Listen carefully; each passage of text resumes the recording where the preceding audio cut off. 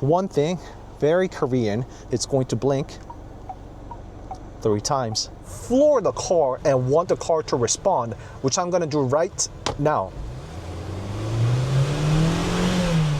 So this is what I mean. Welcome to Cars in Korea. I introduce newly released Genesis Hyundai and Kia cars, and sometimes other brands, including KGM. The car I have right behind me today is 2025 KGM Action. It is actually my first time meeting and seeing this car in person, because it was actually my wife Duma who has been to the test drive event and test driven this car herself, and ever since I just did not have the time opportunity to meet this car, but finally the day has come. This car is currently being driven on the streets of Korea as we speak, because it's already being delivered, and KGM came up with something that I've never seen before. You can actually return this car within a first month if you are not satisfied. So that means KGM has you 100% guaranteed satisfaction on this car. And on my way up here, I drove an EV, so that kind of feels a bit awkward nowadays.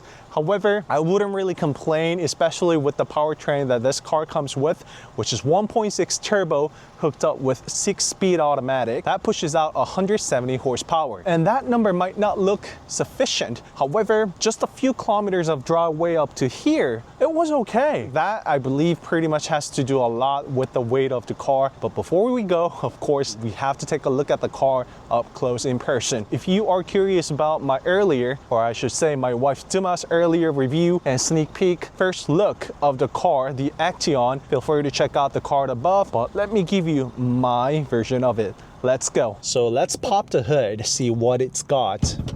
It's got 1.5 liter that pushes out 170 horsepower, hidden shown underneath the bonnet. I should feel the latch right here. So it's right here. There we go. So this is what comes with the car. It's got EX-GDI 150T, simply put, 1.5 liter turbo engine. So it's already got some good kilometers on it, I guess, right? And I can see, I can feel the heat coming up. Well, it is really straightforward and simple what's underneath the hood and bonnet, as you can see. It's got some wide space inside underneath the bonnet, so it should be easy to work with. And I actually do like this portion. It's part of the design, yet separate away from the bonnet. Just look at that design.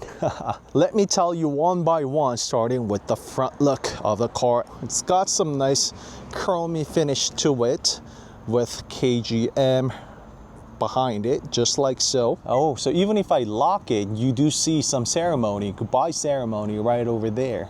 So I will include you more detailed look of it. The camera is having a bit of difficulty picking it up. Unlock it.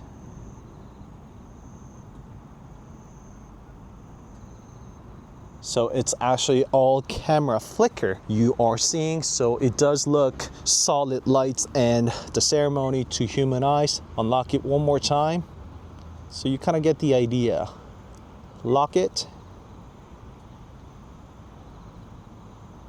As you can see, there is no ceremony on the rear except for a little bit of that blink.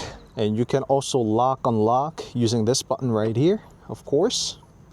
Locked, unlock it, and fire up the car.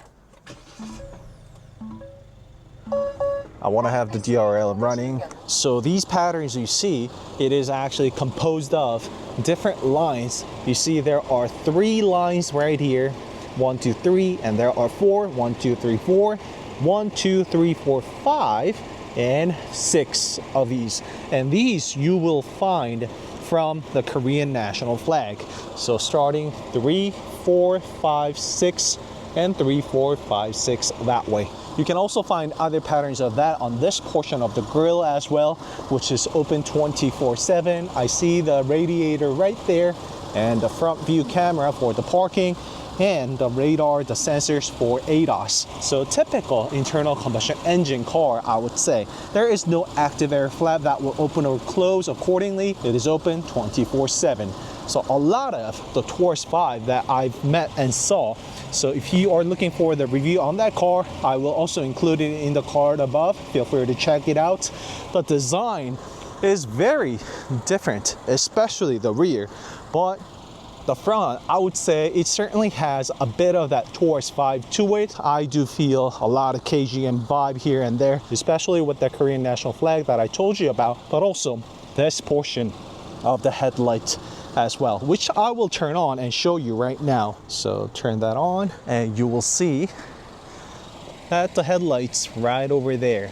And it's something that we've seen before from other previous KGM cars as well. And you could say that keeping a somewhat family look. It is a black car. You don't really see the accents here and there. However, if you get a white car, you will see the black accent running across the profile and also leads all the way up to the rear of the design, which kind of gives that coupe sporty look of the car, which this car is all about. Let me show you the profile as well, but I think this is where it shines the most. Don't you think?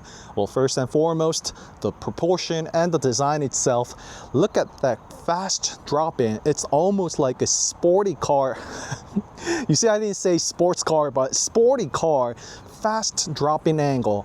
That is almost like what, 40 degrees-ish. That is very rapidly dropping slanted rear glass, which definitely gives the sporty look of it all. And also you see the silver accents and points on top of the vehicle, which actually exaggerates and gives that strong accent towards the rear. And also it's almost looking like an arrow pointing that way, doesn't it? Adequate size of the wheelbase, I would say. Not too short, not super long, so it might not all that be roomy inside, but wait until I get inside because I know what this car can deliver. It's always been the KGM thing with other vehicles as well, especially the Taurus. I was really blown away by the second row seat as well as the trunk. And let's zoom in on that 21-inch wheels. And it's no surprise we see a lot of 20s and 21-inch big wheels, but it's actually the first time this Action got this big size wheels and also the tires from Michelin. Let me show you up close. Pardon me, it's 20-inch wheels, 245, 45, 20.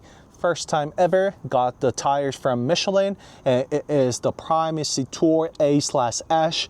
I mean, not the best tire that Michelin has got to offer. However, I would say it is one of the best tires that KGM has had thus far. You see a nice little KGM badge in the middle. No, nothing special, no spinning wheel cap, caliper. It just does the work all right. And most of the performance of the vehicle, I would say, it actually comes from this car being lightweight. And I really like that crisp, pleasant feeling that lightweight cars provide. I'd rather have less horsepower car with lighter weight than having the heavy weight and super crazy power. It would boil down to your personal preference, to be honest, but that is me. I actually do like, underpowered, lightweight cars than the other way around. And just look at this, it's all turned off, shut off, but that DRL portion light actually also stands out when everything is turned off. It is uniquely KGM. It is, well, just a piece of plastic, don't be mistaken. So you don't want to attach anything too strong, too heavy.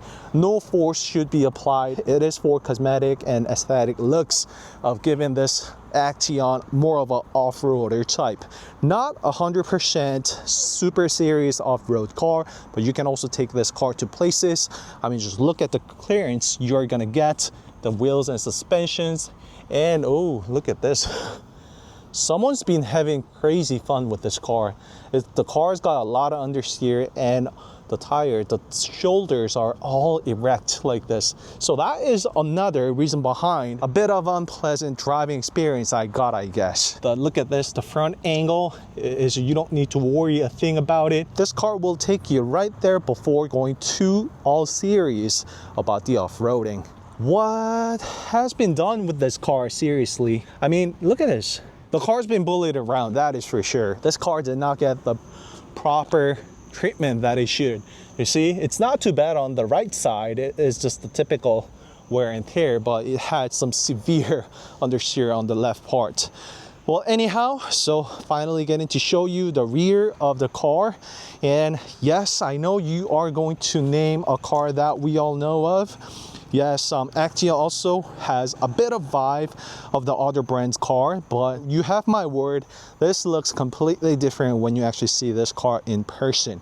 The proportion wise, and also especially the Korean national flag theme also found on the rear. So 6 of those are not brake lights though.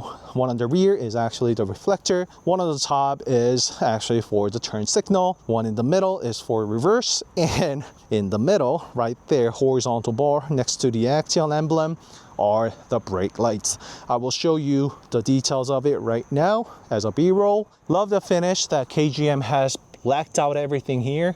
Kind of goes along with this black interior exterior theme of the car very well altogether. A bit skeptical about how functional this rear diffuser would work or serve the purpose, because it's almost like erect. I don't think it's gonna hug the car. Nope. So it's not really connected, and the muffler even sits all the way back there. So there is not much of a function as it being the diffuser. However, you know, it's for the looks, and although it is internal combustion engine car, KGM actually took some time hiding away the muffler tips. However, you see that big one right there, a cylinder type?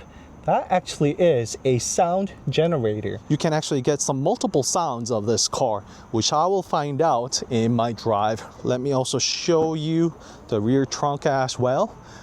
Kind of gave me the vibe that bottom portion might just open up like a lid right there, but it's not. It is just one big tailgate that we are used to seeing. Ladies and gentlemen, is what I mean. This KGM does good work like nobody else. Crazy amount of space inside. Lift this up, extra storage, hidden storage underneath, and maybe pull this up so you see there's the emergency fire extinguisher, extra space you can use, just like so. And this trunk compartment space is humongous. Some other extra storage where you can get creative. And well, it just is as simple as that. So it looks like an emergency lift from the inside. All right, so it was emergency lock, as you can see. So you can let yourself out using that button, because there is a trunk button right over here. Although it does not have close and lock, there is the automated tailgate button, and you cannot fold the rear seats from this side. You actually have to fold the seat using this lever, just like so. And you can tilt these seats on 2 different levels. Although manual, there is the blind, you know, does the job all right, no problem. And heated seats for the second row seat as well. More storage for your water bottle and everything else. Oh, so it is actually all cut open, so more like a door handle here. I don't think you want to store anything. I think it's going to all fall off. Look at this design, the interior detail. Love this black and red combination. You can never get wrong with it. Red stitches. It hugs around all the way. You can lock and unlock the vehicle, and you might be fooled and confused this to be somewhat fabric material, but no, it's actually made of urethane. So you can actually probably hear and feel it. Hope the video is doing the good work of it. Same thing on this side. It's all cut open, so you might not want to store anything here, but gigantic cup holders, 2, 4, 6, 8 weight seat adjustment. And you can just, oh, look at this. You can boost it up just like so and slide back and forth just like so. If you are looking for some detailed information about the vehicle, feel free to pause the video and go through that. A drop-down glove box just like so.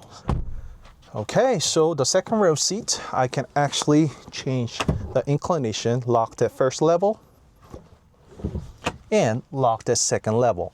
So when it's actually locked at the second level, I don't think I'm going to complain too much about the sitting position or comfort. It is all right. It just gets the job done, no problem. This is the vibe you get from the second row seat. So this you can use when you are actually letting yourself in and out of the car as a handle, but I actually do feel some kind of a finish right over here, rubber material. So I think you can get a bit creative and put your phone, but you're not going to be seeing anything. So, I mean, you could place it if you'd like. It's gonna fit just like so, but I don't think you'll be watching anything from it though. So maybe the best way for you to get creative with this is the handle when you're getting in and out of the car, and also the coat hanger. Good old typical storage. So a little bit of an extra secondary tiny pocket, and that I think is also, yeah, there we go. So that's finally the smartphone storage. So let's actually put this guy back up, lock it on the second level.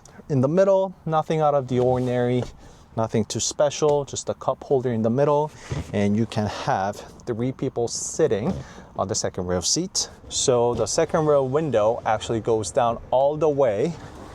However, it is not dual laminated, so it is just a single plain glass, but it goes down all the way. So family with doggos, you guys with that is always welcome. And AC vents, 2 in the middle, nothing out of the ordinary, nothing too special about it. You can also find 2 C-type charging ports that pushes out 27 watts. Nice thing to have a bit of control of the passenger seat. It comes in super handy when you actually have a baby to take care of sitting on the second row seats. So if you know, you know. This is actually the very KGM that I am very used to. The second row seat, comfy enough, but it's crazy roomy compared to the size. I don't know how KGM pulls this off, but they've always been doing it. So let's go find out everything. The last but not least, the most important thing, what you guys came for, the test drive. Let's go. Fire up the car, and right over here, as you can see, is the wireless charger, and this is iPhone 16 Pro, so it's not the Pro Max size, so keep that in mind. It's not the large size phone. So when you put this in, so this is what it looks like and feels like. So in order to go reverse, you actually have to tap it twice. Same thing for the drive. So there is only one lever. So every time you jump back and forth, reverse and drive, you actually have to press it twice. I want to say that is for the safety precautions. So this shift-by-wire type is very slim, thin.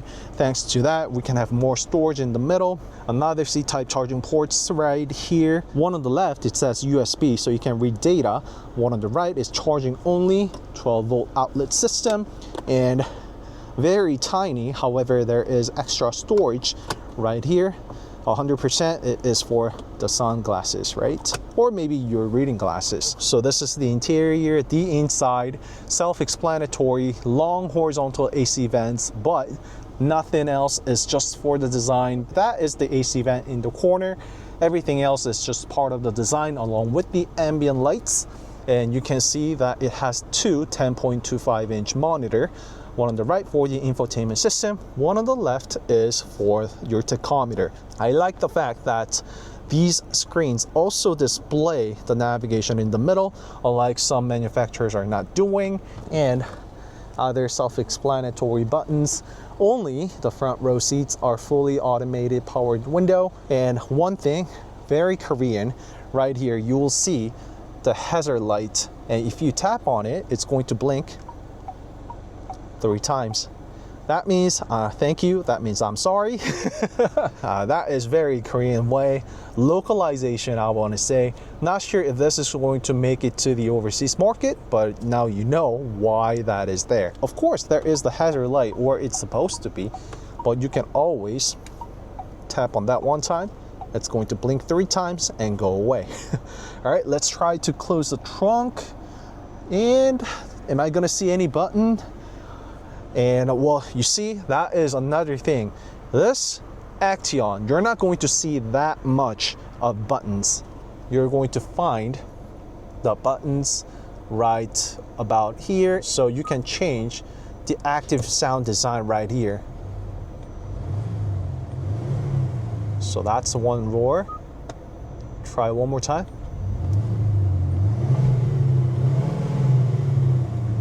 Okay, sounds different now. One more time. And very quiet.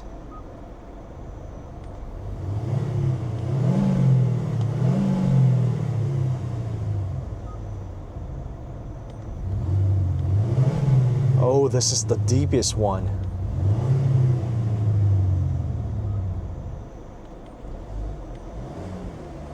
And this one completely off. So I think there are like 4 different levels of the sound system that you can have with this car. So like I've said, you actually have to press down twice on the gear selector in order to put the car back into drive. So it's really easy for you to maneuver around, and the car actually does feel and responds immediately the way you want it to respond, and the line of sight, it's also not bad. However, the car having more of a sporty look, a bit of slanted front windshield as well, it might be a bit narrow compared to other SUVs that you are used to. It doesn't really bother me all that much because thanks to the car being an SUV, you actually do have very high line of sight.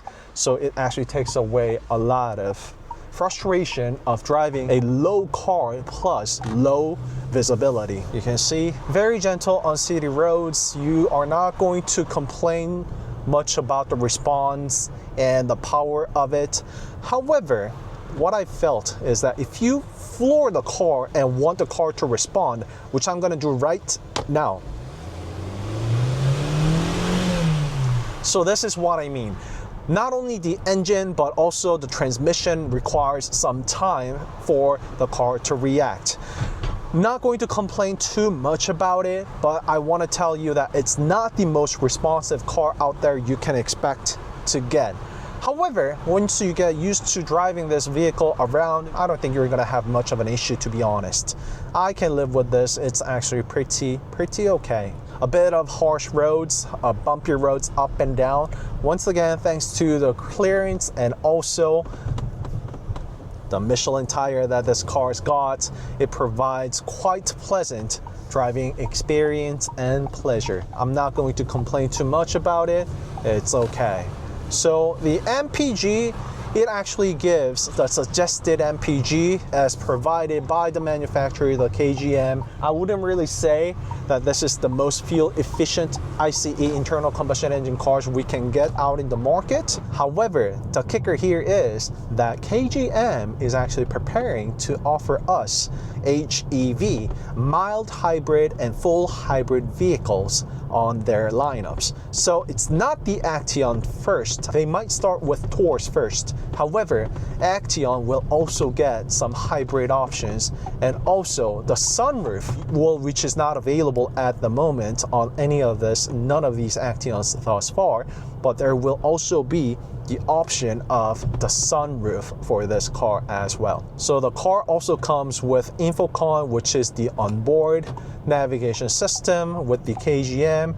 I wouldn't really say this is the most convenient one that you can find from other manufacturers. A lot of things are on display. You can change all of these, as you can see on the screen, even the sport mode, even the different drive modes, you can actually change it here. You can stretch the display by doing so, or you can actually have this one running for the AC. A lot of things are actually on this display because you're not going to find much of the physical buttons here or there.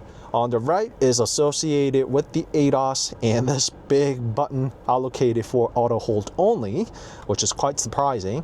And your favorite button, other buttons, self-explanatory buttons, heated and the phone related buttons. Toggle through. If you've been using Infocom before, you will get used to it in relatively short time. I mean, we are the generation of the smartphones, so you can pretty much relate this to the smartphones. We'll get used to this pretty much in no time, to be honest. I'll try to bring you more in the near future because I surely definitely do want to test drive this car some more time and get back to you on about this endeavor that KGM has in store for us next.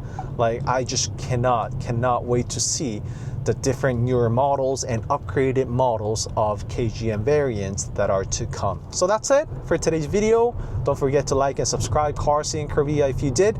I will see you in the next video. Bye-bye. And this rattling noise, by the way, it's actually from my briefcase, not the car, so keep that in mind.